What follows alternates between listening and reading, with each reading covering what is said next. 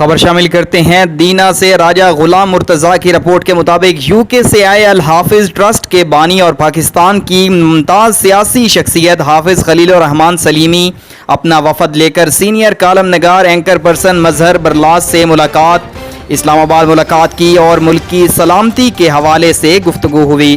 وفد میں ساتھ جانے والوں میں ممتاز صحافی کالم نگار اینکر پرسن ملک جاوید اقبال شانی، اپنے آپ چیک سیاسی مذہبی شخصیت ڈاکٹر مسلم بشیر، سینئر جرنلسٹ راجہ غلام مرتضیٰ شامل تھے۔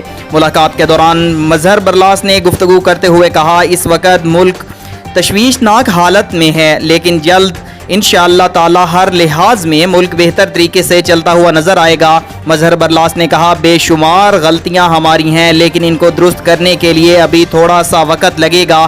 خلیل الرحمن سلیمی نے کہا، حکومت جو بھی آئے لیکن عوام کو ریلیف ملنا چاہیے اور ہمیں قرضے کم سے کم لینے چاہیے تاکہ آنے والے وقت اتنا تلخ ثابت نہ ہو۔ ملک جاوید اقبال شانی نے کہا، مظہر برلاس ایک سینئر اینکر پرسن اور جرنلسٹ ہیں، آج ان سے مل کر کچھ مزید سیکھنے کا موقع ملا۔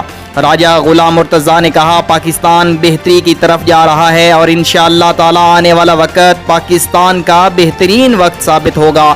ڈاکٹر مسلم بشیر نے اس ملاقات کو خوش آئند قرار دیا اور کہا، پاکستان میں میڈیا کردار آنکھ کی طرح ہے اور ان کو اپنا فرض بخوبی نبھانا چاہیے۔